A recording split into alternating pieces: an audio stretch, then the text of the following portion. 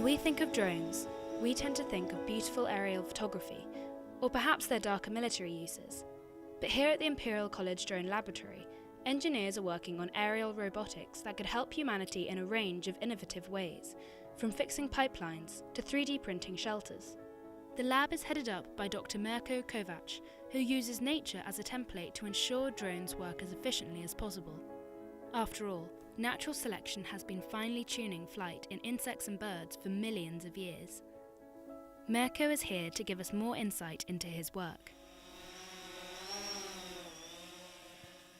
Now, if you look at drones, there are a lot of challenges that drones face, and many of those are actually solved already by natural systems. So if you look at birds, for example, they operate in outdoor environments, in weather conditions that are very, so in strong winds, for example, and they can also move in forests, move in complex environments.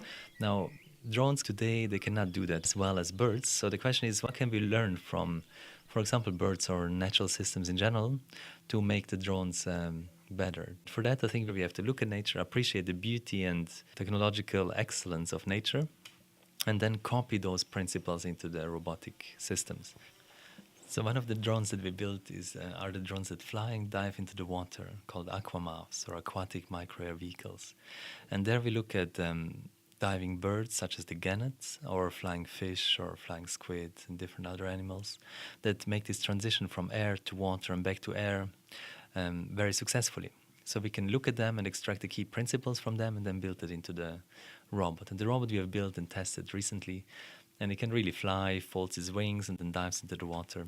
And then it can also take off using a strong water jet thruster. So this one could be used for flooding response, disaster response, oil spill, tsunami response, anything like that, where you basically want to know the information about the water and you need it very quickly. Sina Sara has years of experience working with soft robotics, a type of non-rigid robot made of materials like silicon, plastic, or rubber. Despite being mainly used in biotechnology due to their similarity to organ tissue, they are now being applied to drones. Sina is here to tell us more. The soft robotics is seeking to make robots that are more interactable with the natural world. They are more similar to natural organisms rather than conventional robotic systems that are made out of rigid materials. And we decided to integrate a number of technologies that are available in soft robotics into drones to, first of all, make them safer to interact, to enhance the flight performance, and to create interfaces with the environment for perching that are conformable. And they can, for example, perch to pipes. They can perch to other elevated structures that cannot be predicted. As a part of a big project that we have, we create soft manipulators. So you say soft manipulators. What exactly are they? So soft manipulators are originally inspired by human arm or by octopus arm that doesn't have any rigid components. It can demonstrate a continuous deformation along its body.